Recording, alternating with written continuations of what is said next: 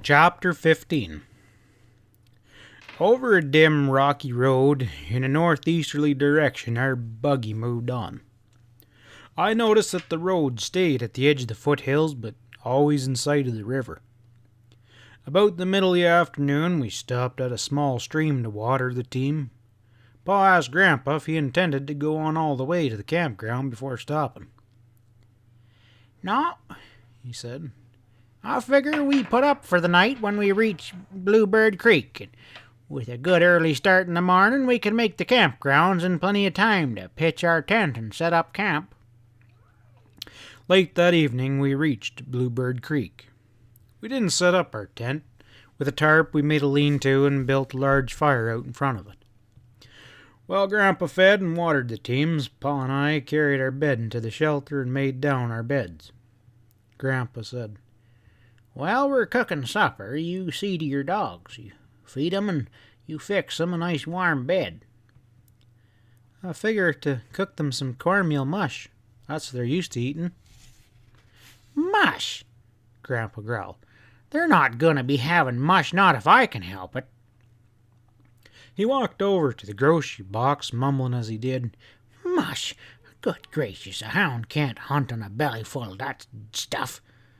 He came back and handed me 2 large cans of corned beef hash and said, "Here, I reckon they'll eat this." Well, I wanted to hug my old grandpa's neck. "Sure, Grandpa, they'll love that." Opening one of the cans, I dumped it out on a piece of bark in front of old Danny. He sniffed at it and refused to eat it. I laughed, for I knew why. Well, I opened the other can. Grandpa came over. "What's the matter? Won't he eat it?" "Sure, Grandpa, he'll eat it, but not before little Ann gets her share." When the second can opened, I fed her on another piece of bark, and both of them started eating at the same time. With an astonished look on his face, Grandpa exclaimed, "Well, I'll be darned. I never saw anything like that. Why, I never saw a hound that wouldn't eat. Did you train him to do that?" "No, Grandpa, that's just the way they've always been. They won't take anything away from each other, and everything they do it as one." Pa had overheard our conversation. He said, "You think that's strange? You should have seen what I saw the other day. One of the girls threw 2 cold biscuits into the backyard for old Dan, and he stood and looked at them for a bit, and then picked both of them up in his mouth and trotted over to the house. Well, I followed just to see what he was doing. Well, he walked up in front of the doghouse and laid them down and then growled. Not like he was mad, it was kind of a strange sort of growl. Little Ann, she came out of the doghouse, and each of them ate a biscuit. Now, I seen that with my own eyes. Believe me, those dogs are close to each other. They're real close." After Pa had stopped talking, silence settled over the camp. Grandpa stood staring at my dogs. In a slow voice, as if he was picking his words, he said, "You know, I always felt like there was something strange about those dogs. I don't know what it is, and I can't exactly put my finger on it yet. I can feel it. Could be just my imagination. I don't rightly know." Turning to my father, he said, "You ever notice the way they watch that boy? They see his every move that he makes." Pa replied, "Yeah, I've noticed a lot of things they do. In fact, I'll tell you a few that you'd never believe, but right now there's something you better believe. Supper's ready." While I was helping myself to the hot Dutch oven cornbread and fried taters and a fresh side of meat, Grandpa poured the coffee. Instead of the 2 cups I expected to see, he set out 3 and filled them to the brim with the strong black liquid. I'd never been allowed to drink coffee at home, and I didn't exactly know what to do. I glanced at Pa. He was too busy with his eating to pay any attention to me. Well, taking the bull by the horns, I reached over and ran my finger around that cup's handle, and I held my breath as I walked over and sat down by a post oak stump. Nothing was said. Grandpa and Pa paid no attention to what I did. My head swelled up as big as a number 4 wash tub. I thought, I'm not only big enough to help Pa with the farm, now I'm big enough to drink coffee. With supper over and the dishes washed, Grandpa said, Well, we better turn in, as I want to get an early start in the morning. Long after Grandpa and Pa had fallen asleep, I lay thinking of the big hunt. My thoughts were interrupted when the wonders of night life began to stir in the silence all around us. From a ridge on our right, a red fox started barking. He was curious and, in his small way, challenging the intruders who dared to stop in his wild domain. From far back in the flinty hills, the monotone call of a hoot owl floated down in the silent night. It was a mating call, and was answered from one on a distant mountain. I could hear the stamping feet of our horses and the grinding and crunching noises made by their strong teeth as they ate the hard yellow kernels of corn in their feed boxes. A night hawk screeched as he winged his way through the starlight night. An eerie screech from a tree close by ran shivers up and down my spine. It was a screech owl. I didn't like to hear the small owl, for there was a small superstition in the mountains concerning them. It was said that if you heard one owl, it meant nothing at all, but if you heard more than one, it meant bad luck. I lay and listened to the eerie twittering sound. It was coming from the left of our camp. The creeping sound stopped, and for several moments there was silence. When next I heard the cry, it was coming from the right, and I sat up in alarm. Had it been two owls? My movement had awakened Grandpa, and in a sleepy voice he asked, What's the matter? Can't sleep? What you sitting up for? Grandpa, I heard two screech owls, I said. Grunting and mumbling, he sat up, rubbing the sleep from his eyes. You heard two screech owls? Why, that's nothing. I've heard two... Oh, I see. You're thinking of that bad luck superstition. There's nothing to that. Nothing at all. Now you just lay down and get some sleep. Tomorrow it's going to be a big day.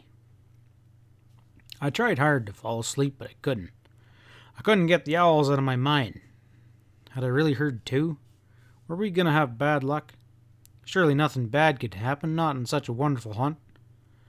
I found peace in my mind by telling myself that the owl had simply changed trees. Yes, that must have been it. He must have flown from one tree to another. The next morning, while having breakfast, Grandpa started kidding me about the screech owls. Wish you could have caught one of those owls last night. We could have boiled them in our coffee pot. I've heard there's nothing like strong owl hoot coffee. It wasn't an owl hoot, Grandpa. It was a screech owl. And I don't know for sure if I heard one or two, but it could have just been one. Pointing to a small red oak, I said, I think the first one I heard over here, and the next one, he was over in that direction. Maybe he just changed trees. I sure hope so. Grandpa saw that I was bothered. You don't believe none of that hogwash superstition, do you? Bad luck. Bah, there's nothing to that. Pa laughed and said, These mountains are full of that jinx stuff. If a man believed it all, he'd go crazy. The encouraging words from Pa and Grandpa helped some, but there was still some doubt. It's hard for a young boy to completely forget things like that. Breakfast over, our gear stowed back in the buggy, we left Bluebird Creek. On that day, Grandpa drove a little faster than he had on the previous one. I was glad for this, for I was anxious to reach the campground. About noon, he stopped the teams. I heard him ask Pa, Is this Black Fox Hollow? No, this is Waterfall. Black Fox is the next one over. Why? Well, there's supposed to be a white flag at the mouth of Black Fox. That's where we leave the road, and the camp is in the river bottom. By this time, I was so excited I stood up in the boggy box so I could get me a better view. Maybe you ought to step on them a little bit, Grandpa. It's getting kind of late. Pa joined in with his loud laughter. Oh, you just take her easy. We'll get there in plenty of time. Besides, these mares, they can't fly. Well, I saw the flag first. There it is, Grandpa, I shouted. Where? Over there. See that tied on that grapevine? As we left the main road, I heard Pa say, Boy, look at all these tracks. Sure must have been a lot of traveling on this road. Well, that smoke over there, that must be coming from the camp. When we came in sight of the camp, I couldn't believe what I saw. I stared in amazement. I'd never seen so many people in one gathering. Tents were spread out all over an acre and a half of ground, all colors and shapes and sizes. There was odd-looking cars and buggies and wagons and saddle horses. I heard Grandpa almost in a whisper. I knew there was a lot of people here, but I never expected so many. I saw the astonished look on my father's face. Off to one side of the camp, under a large black gum tree, we set up our camp. I tied my dogs to the buggy and fixed a nice little bed for them under it. After everything was taken care of, I asked if we could look around the camp. Sure, Grandpa said. Go any place you want to, just don't get in anyone's way. I started walking through the large camp. Everyone was friendly. I heard a voice say, "That's the boy who owns them 2 little red hounds. I heard they're pretty good." If my head could have gotten any bigger, I knew it would bust. I walked on, straight as a cane brake. I looked at the hounds. They were tied in pairs here and there. I'd seen many coon hounds, but none that would equal these. These were red bones and blue ticks and walkers and bloodhounds. I marveled at their beauty. All were spotlessly clean with slick and glossy coats, and I saw the beautiful leather leashes and brass-studded collars. Well, I thought of my dogs. They were tied with small cotton ropes and had collars made from old check-line leather. As I passed from one set of dogs to another, I couldn't help but wonder if I even had a chance of winning. I knew that in the vein of these hounds flowed the purest of breeding blood. No finer coon hounds could have been found anywhere. They came from the Smoky Mountains of Tennessee, the bayou country of Louisiana, the red river bottoms of Texas, and the flinty hills of the Ozarks. Walking back through the camp, I could feel the cold fingers of doubt squeezing on my heart. One look at my dogs drove all that doubt away. In the eyes of little Ann, it seemed I could read this message. "Don't worry, just wait, we'll show 'em." That night, Grandpa said, "Tomorrow we'll have you having the contest for the best-looking hound. Which one are you going to enter?" I told him I didn't think I could enter either one of my dogs. They were so little, I didn't think they'd have a chance. Well, Grandpa got all huffed up, and he said, "It don't make any difference how little they are. They're coon hounds, aren't they?" Well, I asked him if he had seen any of the other hounds. "Yes, I seen 'em all. Sure, they're big and good-looking dogs, too, but that make no difference. I don't care if your dogs are no bigger than a snuff can. They still have a chance. Now, which one are you going to be entering?" I couldn't decide, I said. I'll think it over tonight, and I'll let you know tomorrow." The next morning, when I stopped outside the tent, I saw men everywhere. They were combing and brushing their dogs, waiting and giving them some pruning for their beauty contest. Beautiful combs and brushes were going to be brushing expensive oils into their glossy hair. Going over my dogs, I stood and looked at them. I started to untie old Dan, but taking a closer look at him, I could see he'd never win no beauty contest. His face and ears were a mess of old scars caused by many fights with tough old coons and bobcats. I held his head in my hands and felt sorry for him, but loved him that much more. I looked little Ann over and couldn't see any scars. I laughed because I knew why. She was too smart to walk right up in the face of a fight. She would just wait until old Dan took over and then dart in. I untied her rope and walked her over to our tent. My father and grandfather were gone. No doubt they were over in some tents visiting old friends and making new ones. Looking around to find something I could use to groom my dogs, I saw Grandpa's open suitcase. There, right on top, was the very thing I needed. His beautiful bone-handled hairbrush and his ivory comb. Picking them up, I turned them over and over in my hand. Little Ann stood staring at me. Impulsively, I reached down and raked her from shoulder to hip with the brush. She seemed to like it. I knew I shouldn't do it, but I decided to use them anyhow. Knowing I had no oils, I got some butter from our grocery box, and with the homemade butter and Grandpa's hair set, I brushed her until she shone. All the time I was grooming her, she tried to lick the butter from my hands. The job completed, I stepped back and inspected her. I was surprised at the change.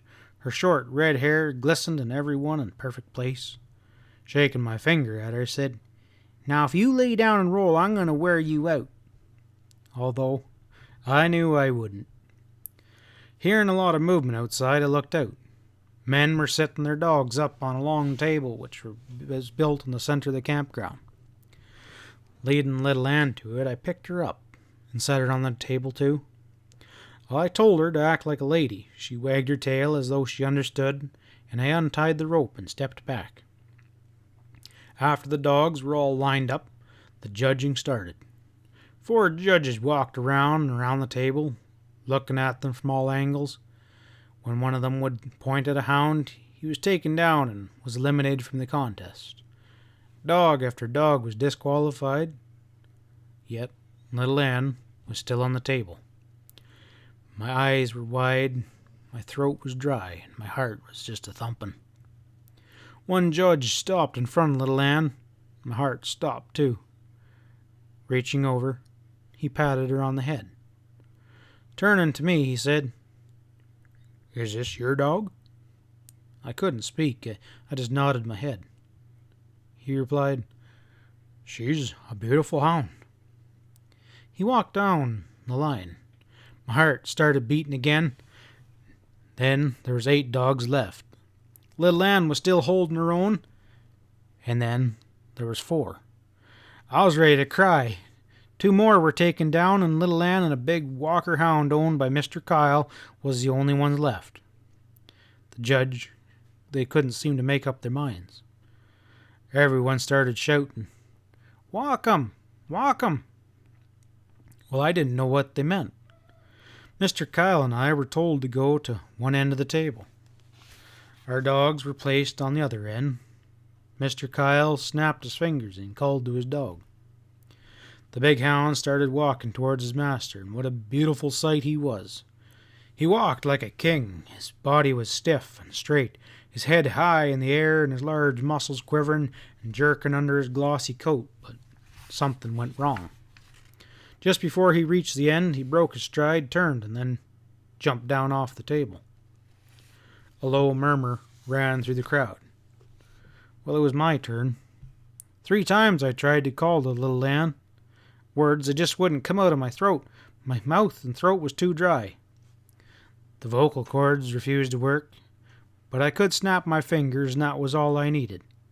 She started towards me, and I held my breath. There was silence all around me. As graceful as any queen, with her head high in the air, her long red tail arched in a perfect rainbow, my little dog walked down that table. With her warm gray eyes staring straight at me, on she came.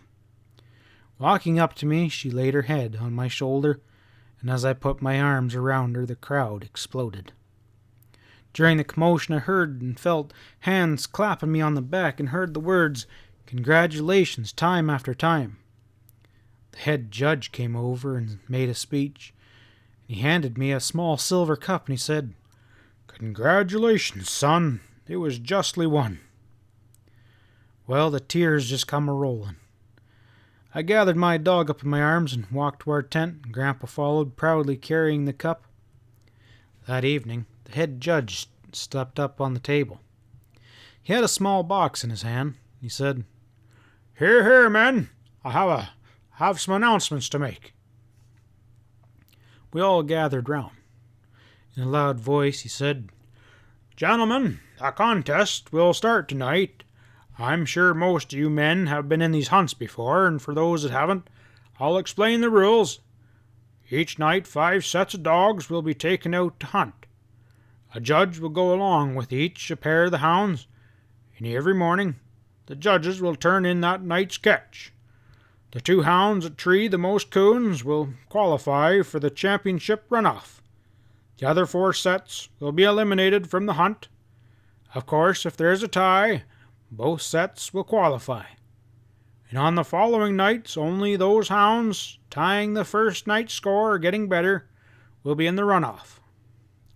Now, gentlemen, this hunt must be carried out in a sportsmanlike way.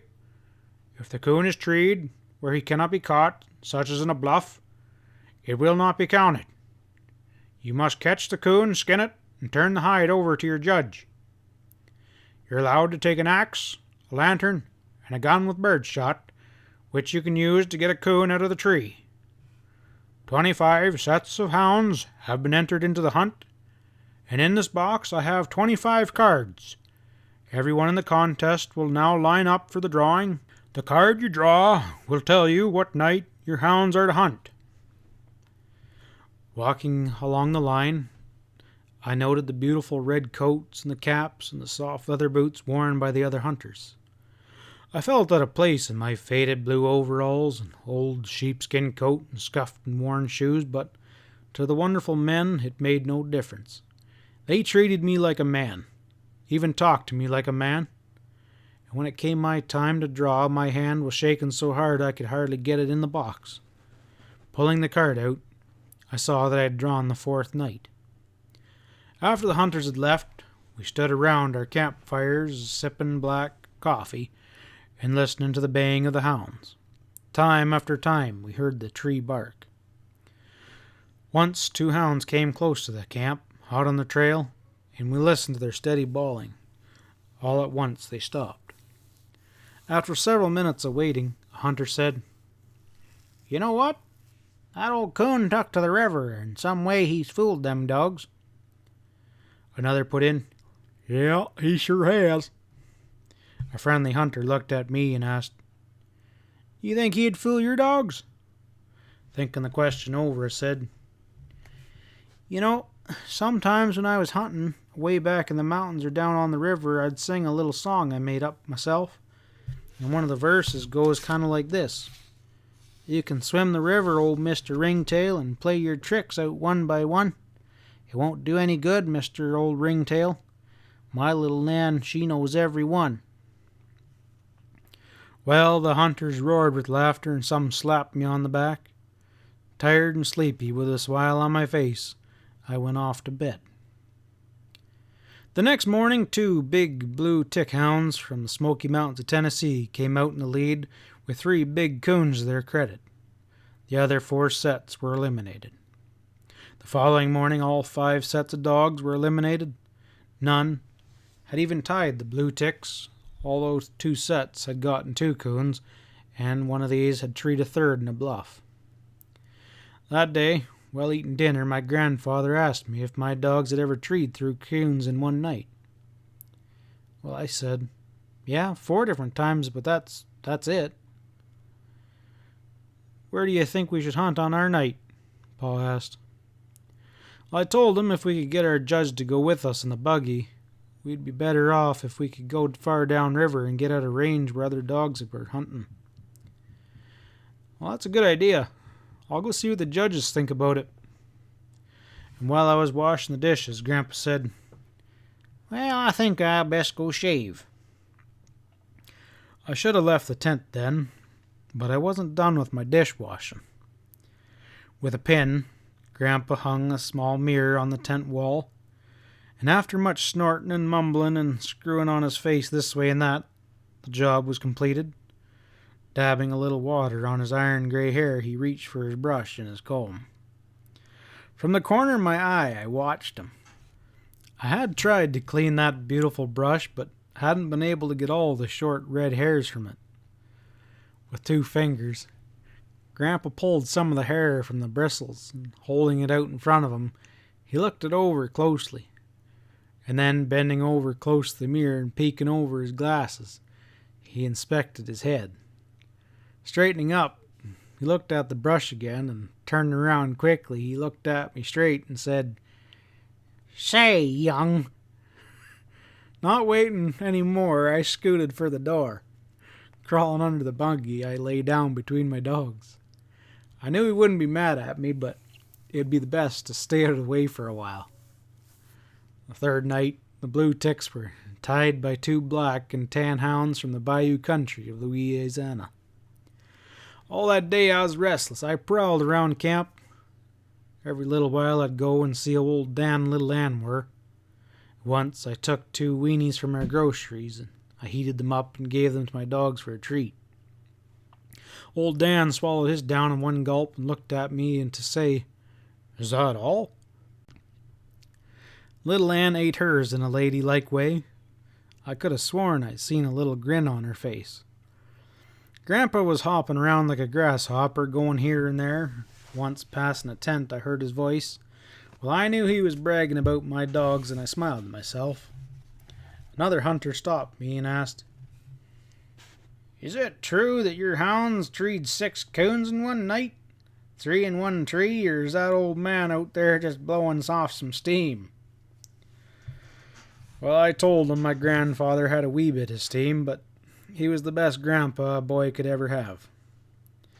Well, he patted me on the head, turned, and walked away laughing. End of chapter 15.